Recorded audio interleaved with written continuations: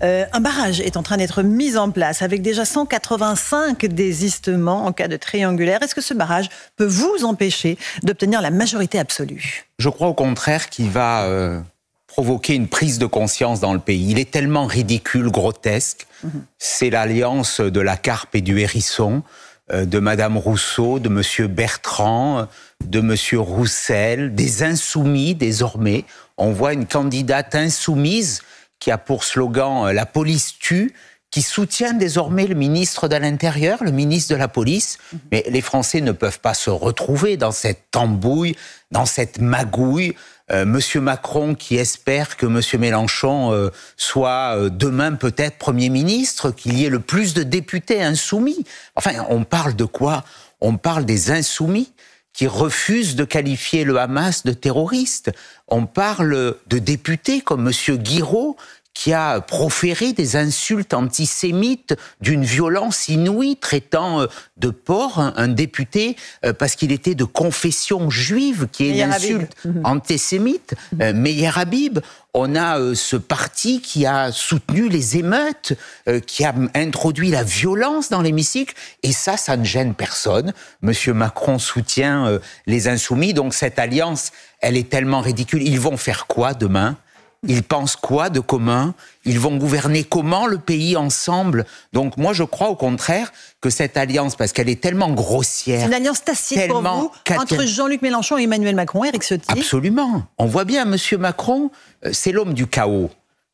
Il a installé le chaos dans le pays depuis 7 ans. Le chaos dans les comptes, les déficits, la dette, les impôts, le chaos dans la rue, la violence antisémite, le chaos migratoire. Et maintenant, il veut introduire le chaos institutionnel et politique. Donc, ce que veut M. Macron, c'est qu'il n'y ait pas de majorité absolue, que la coalition des droites, qui a un vrai programme de redressement, ne puisse pas gouverner et que tout soit bloqué, qui garde la main. Donc, j'appelle aujourd'hui tous les Français qui refusent de voir la France sombrer dans le chaos, de venir vers nous, ceux qui naturellement nous ont donné ce succès au premier tour, mais tous les autres, y compris des électeurs qui ont voté pour M. Macron parce qu'ils pensaient que son programme économique était plus à droite.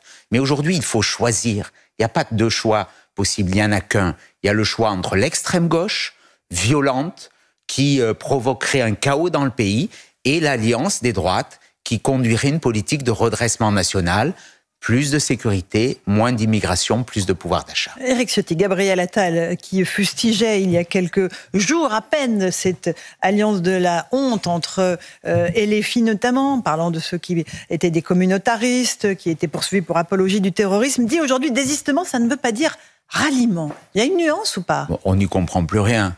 C'est tellement ridicule.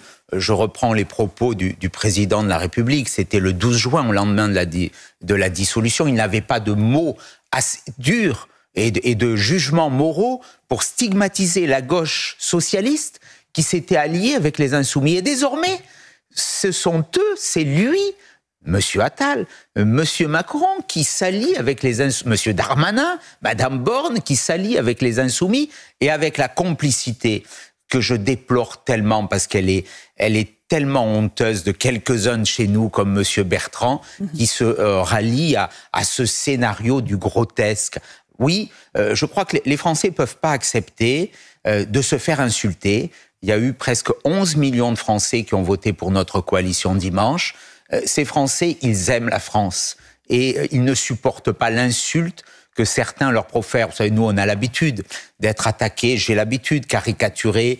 C'est peut-être le débat politique, même là, s'il prend des tournures qui sont quelque peu outrancières et excessives. Mais nous insulter, c'est insulter les Français. C'est insulter ces hommes et ces femmes qui souffrent, qui voient le pays décliner et qui veulent porter une nouvelle espérance, dire on va enfin essayer autre chose. Il y en a marre de tous ces politiciens qui se mettent toujours d'accord au dernier moment pour se maintenir, pour ne rien faire, pour conduire le déclin de la France. C'est ça qu'il faut changer. Éric Ciotti, est-ce que vous pensez que les électeurs vont suivre les consignes de vote qui leur sont données par tel parti, qui par tel autre? Je ne crois pas, les électeurs sont libres.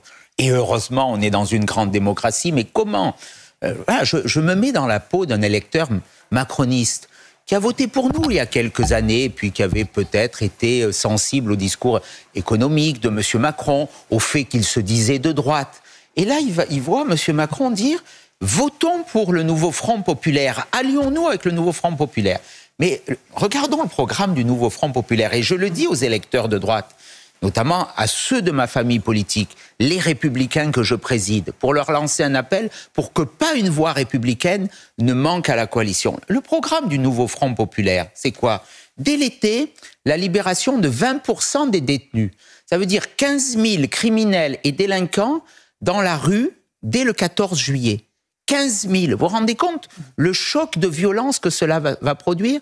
Le programme du nouveau Front populaire, c'est la régularisation massive des clandestins. Donc un appel d'air à l'immigration immédiat. Le programme du nouveau Front populaire, c'est une augmentation massive jusqu'à 90% de l'impôt sur le revenu et la fusion de l'impôt sur le revenu et de la CSG. Ça veut dire que les retraités, notamment, paieront une CSG beaucoup plus forte si ce pouvoir arrivait à être en fonction. C'est la fin de la loi contre les squats. Une atteinte au droit de propriété. C'est la reconnaissance de l'État de Palestine, dirigé par le Hamas. Voilà, c'est tout ça le nouveau Front populaire.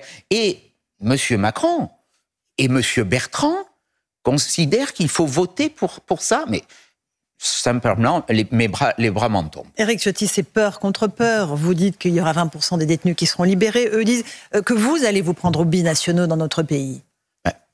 Où sont les peurs de notre côté, sincèrement? Sur la question de la binationalité. Est-ce que dans le Rassemblement national que l'on attaque, est-ce qu'il y a une attitude, un comportement, une proposition qui, depuis 7 ans, à l'Assemblée nationale, a pu choquer? Sur les binationaux, c'est une fausse polémique. Mais il y a une peur. On parle d'une dizaine, peut-être quelques dizaines d'emplois stratégiques de notre pays où on dit il faut les réserver à des nationaux. Et les emplois des fonctionnaires aujourd'hui, ils sont déjà réservés dans ce cas. Donc c'est pas un sujet. Simplement, on a voulu faire une fausse polémique. Il n'y a aucune inquiétude à avoir de ce programme. Vous savez, je ne serais pas là s'il y avait des inquiétudes. Au contraire, moi j'ai vu l'évolution de ce parti. On ne peut pas lui faire un procès sur des comportements qui datent d'un autre siècle. Ce n'est pas acceptable, ce n'est pas tolérable. Aujourd'hui, le danger, c'est la situation de la France dans laquelle M. Macron l'a enfoncé, et le danger, c'est le programme de l'extrême gauche. On voit bien où sont les dangers, mais les Français, ils sont pas dupes, ils voient la violence des insoumis, et aujourd'hui, comme par hasard, on effacerait par une ardoise magique la dangerosité de M. Mélenchon. Sincèrement, c'est ridicule. Éric Ciotti, Jordan Bardella a réaffirmé qu'il lui fallait une majorité absolue pour aller à Matignon. Mais à quelques sièges près, dit-il désormais. Qu'est-ce que vous lui conseillez? S'il lui manque 5, 10, 20 sièges, vous lui dites, on ne prend pas le risque, il faut aller à Matignon? Ce qui est sûr, c'est qu'il faut avoir la certitude que le gouvernement qui serait issu des urnes et qui viendrait de cette majorité issue des urnes puisse gouverner. Le reste, ce sont des palinodies. Si on ne peut pas gouverner, on est dans l'impuissance. Donc il faut que les Français nous donnent cette majorité absolue. Je crois que c'est possible et ça va se faire. Parce que j'appelle à une grande réaction pour qu'on essaie le changement, qu'on ose le changement. Je dis aux Français, n'ayez pas peur. Ce programme, il est raisonnable, il est responsable. Ce sont des gens sérieux. Mais est-ce qu'il faut qu'il aille à Matignon, même s'il lui manque une dizaine, une vingtaine de sièges? C'est la question. S'il n'y a pas de majorité absolue, il a dit très clairement qu'il n'irait pas. Après, nous établirons, une fois les élections législatives acquises, s'il peut y avoir une majorité absolue. Est-ce que des députés LR pourraient rejoindre votre coalition après le second tour? Je l'espère. Je m'y emploierai parce que je ne les vois pas bloquer le pays et je ne les vois pas participer à une coalition qui comprendrait les insoumis, les communistes, Madame Rousseau quand même, parce qu'on nous dit « Ah, mais les écologistes sont très fréquentables ». Dans les écologistes, il y a Madame Rousseau. Voilà, je le dis quand même, pour déciler les yeux de certains. Emmanuel Macron, d'après les informations de nos confrères du JDD, s'apprête à verrouiller plusieurs postes clés de l'État, avec de nombreuses nominations qui sont attendues demain lors du Conseil des ministres pour placer des proches, des postes stratégiques, afin d'entraver les possibilités d'action de Jordan Bardella s'il accédait à Matignon. Comment vous qualifiez cela? C'est un coup d'État administratif, si cela devait advenir. Il y a déjà eu des nominations la semaine dernière, de proches. Le mari d'une ancienne ministre, notamment, qui a été nommé recteur. Donc, on voit bien qu'on est en train, dans une panique générale, de recaser les proches. Vous me direz, ça s'est toujours fait. Oui, mais là, c'est pas nouveau. De façon très accélérée. D'abord, c'est un signe de défaite, peut-être de lucidité en la matière, mais ce qu'on nous annonce pour demain, on verra si c'est confirmé, c'est un immense coup de balai. On enlèverait des fonctionnaires compétents pour mettre des militants. On mettrait à la tête de la police nationale un militant qui n'a aucune expérience. Enfin, on rentrerait dans un régime différent. Et ça, je le dis, ce n'est pas acceptable, ce n'est pas supportable. Ça serait un coup d'État administratif. Emmanuel Macron sera de toute façon président de la République jusqu'en 2027. C'est en tout cas ce qu'il dit. Doit-il se soumettre, se démettre en cas de défaite encore plus sévère pour son camp dimanche prochain ? Il doit respecter la décision souveraine du peuple.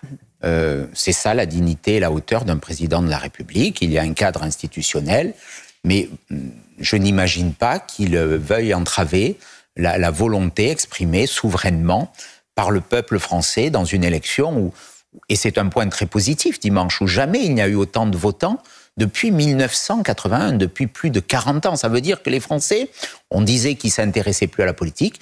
Non, quand il y a un enjeu, quand l'avenir du pays est en cause, eh bien ils se mobilisent. Et je suis persuadé, dimanche, ils se mobiliseront encore plus fort, et je les appelle en cela, pour nous donner la victoire. Mais vous ne croyez pas que justement certains seront dégoûtés, se disent voilà, ils sont en train de faire leur magouille, leur petite combine d'appareils, à quoi ça sert d'aller voter ? Bien sûr, ce spectacle, il est affligeant.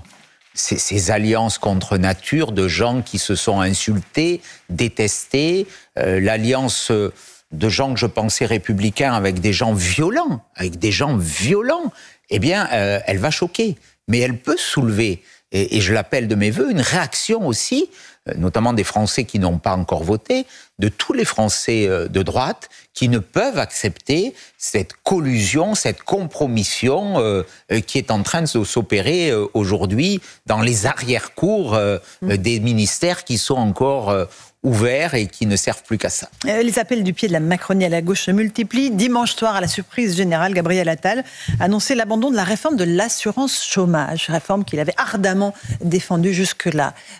Jusqu'où est-ce qu'il y aura des renoncements ? On voit bien que beaucoup de gages sont donnés. Cette méthode sur la réforme du chômage était totalement erronée. Ce qu'il faut, et c'est ce que nous voulons faire, c'est installer une grande conférence du travail, réunir les partenaires sociaux, réouvrir un dialogue, rassurer sur la pérennité du paritarisme et faire en sorte que tout le monde soit entendu, que nos régimes sociaux soient mieux équilibrés, qu'on puisse favoriser le travail et qu'on puisse exprimer la solidarité nationale. Ce sont ces 3 points qui sont au cœur de notre modèle social que, naturellement, nous voulons protéger, préserver.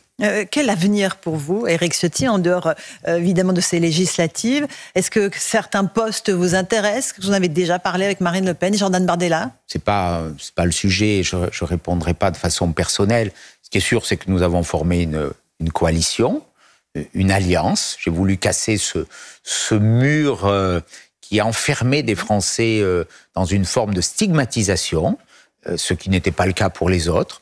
Dire tous les Français peuvent travailler au redressement national, bâtissons une union.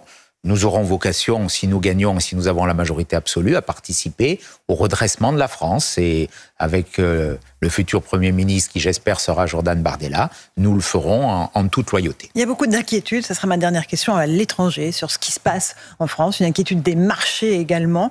Est-ce qu'il y a, encore une fois, de quoi se dire la France va vivre une crise politique, ça c'est clair, une crise de régime, voire une crise financière, avec le mur de la dette qui arrive de plus en plus vite sur nous ? Je ne crois pas, d'ailleurs les marchés ont plutôt bien réagi après le premier tour. Ce qui peut inquiéter, c'est le programme délirant du nouveau Front populaire. 200 milliards d'euros de relance, 6 points de PIB. C'est plus qu'en 1981. Et on avait vu où cela nous a conduit en 1981. 100 milliards d'euros d'impôts, alors qu'on est déjà au record du monde des prélèvements obligatoires. 100 milliards d'euros d'impôts, 50 dès l'été. 50 dès l'été. Je le dis aux Français, il faut qu'ils mesurent les prélèvements qu'ils vont subir. C'est plusieurs milliers d'euros par an qui vont altérer leur pouvoir d'achat. Voilà, donc l'inquiétude financière, elle est dans le programme du nouveau Front populaire. Notre programme a été chiffré, presque à l'équilibre par l'IFRAP. Il y a une mesure qui coûte, que nous allons financer par des économies, c'est la baisse de la TVA sur les carburants, sur l'électricité, sur le gaz, parce que c'était une injustice qui était d'ailleurs due à une erreur politique avec la fin du nucléaire, qui nous a privés de cette indépendance. Nous allons la corriger et relancer aussi une très grande politique nucléaire qui permettra d'avoir un prix de l'électricité qui auparavant était le moins cher en Europe, et qui malheureusement a été indexé sur le gaz à cause de l'Allemagne. Merci beaucoup Éric Ciotti. C'était votre grande interview ce matin sur CNews et sur Europe 1. Merci Laurence Ferrari, merci Éric Ciotti. Vos signatures